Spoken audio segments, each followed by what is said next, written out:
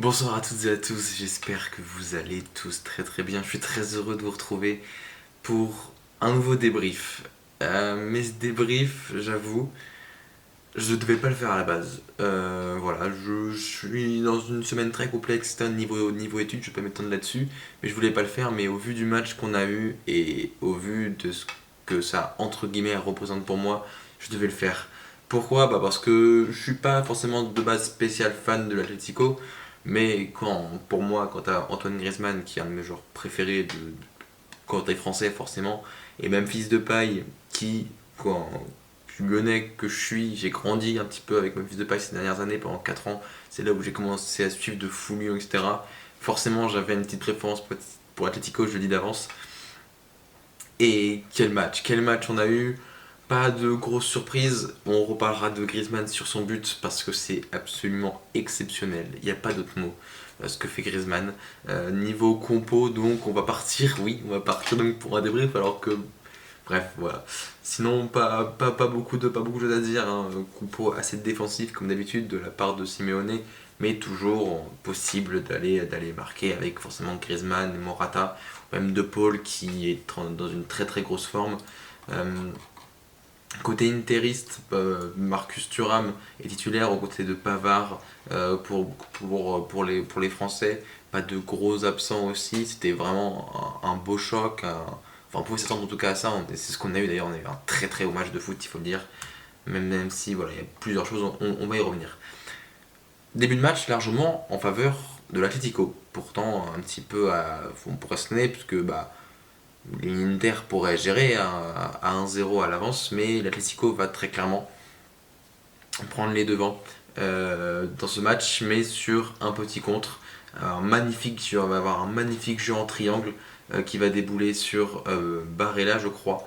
Et Barella qui va voir Di Marco juste derrière lui, qui va pouvoir lui donner. Et Di Marco va pouvoir tranquillement, on va dire, aller inscrire ce but du 1-0. Oblak ne peut strictement rien faire.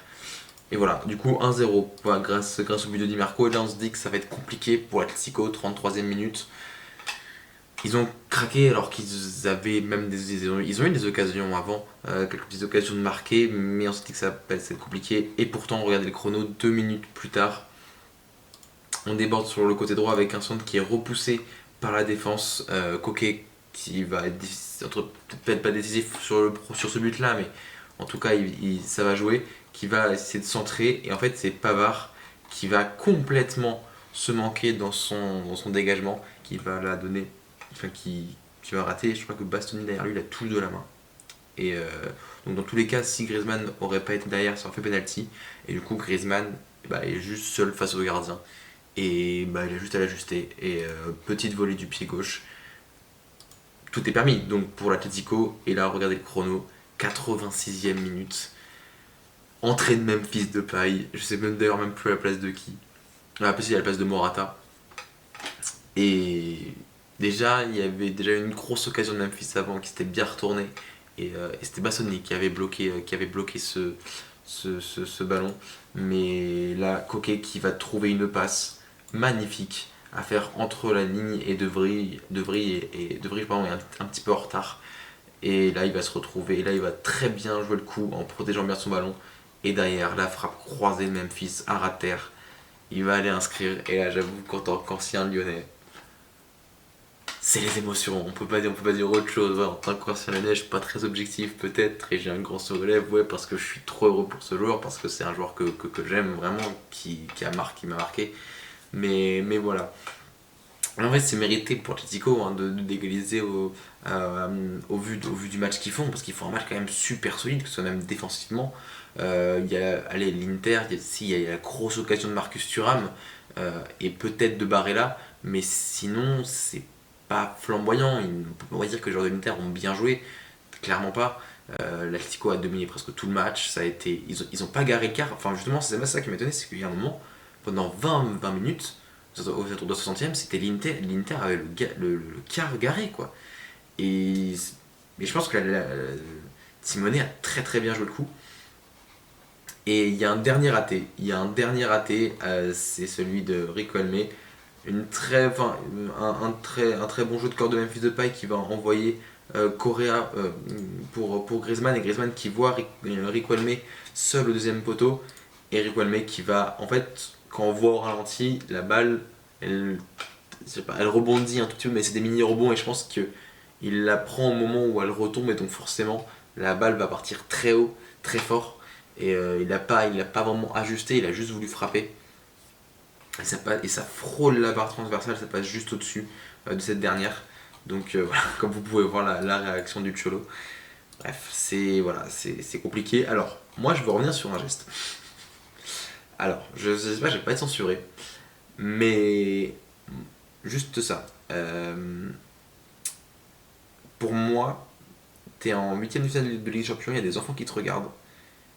Y a des caméras partout. T'as pas à faire de gestes comme ça. Enfin, en fait, même si après ils ont rigolé, toi c'était bon enfant, enfin, je veux dire, ne pas sanctionner ça après, l'arbitre l'a pas vu, c'est normal, parce que c'était vraiment pas du tout l'endroit du jeu. Mais j'avoue que c'est un truc. Enfin, ça veut dire que des gosses qui regardent ça, voilà, enfin bref, c'est une analyse assez personnelle du truc. Et, mais voilà, parler vite fait de Griezmann, je voulais en parler. Le mec n'est pas là pendant 3 semaines. Pendant 3 semaines, il est absent, il n'a pas joué un match depuis l'aller où ils ont perdu 1, où l'Atlético a perdu 1-0. Et il nous sort un match stratosphérique. Il fait un retour aussi, en taclant à la bord de la surface. Il fait un retour magnifique. Il est monstrueux. Il n'y a pas d'autre mot. Ce mec est stratosphérique. Il procure des émotions. Il procure. Merci Grisou. Vraiment merci Grisou. Il sort à la 105e minute à la pause de la prolongation. Parce qu'il était cramé. En vrai, on l'a pas trop vu dans la première partie de la prolongation. Et c'est très judicieux d'ailleurs de la part de Simeone de le faire sortir et justement pas rester pour forcer. Et on se met qu'il y a un joueur en moins qui soit un petit peu invisible. Mais non, enfin, même l'apport des entrants, Correa a fait une superbe entrée. Que ce soit Riquelme est rentré, Aspilicueta en fin de match fait beaucoup de bien aussi de par sa fraîcheur, etc. Ça a été un truc complet. Et pour les pénaux, le missile de Memphis Depay, il va falloir en parler parce que il a envoyé un missile nucléaire dans le but. La parade d'Oblak sur le tir de je ne sais plus qui. Et en fait, le tarot à la fin, j'ai l'impression qu'il s'en fichait. Je l'ai vu s'avancer. Et le ballon est parti très haut. Enfin, je l'ai pas senti. Bon, après, je pense que la frustration joue son rôle aussi. Mais bref, écoutez, voilà, c'était un petit débrief court, mais finalement j'ai voulu faire parce qu'on a eu un très beau match de foot. Merci à ceux qui iront jusqu'au bout, n'hésitez pas à vous abonner, n'hésitez pas à regarder mes anciennes vidéos. Il y a beaucoup de vidéos qui sont sorties depuis le dernier débrief. Merci à ceux qui le feront. Gros bisous, c'était tout. C'était Marc, prenez soin de vos proches.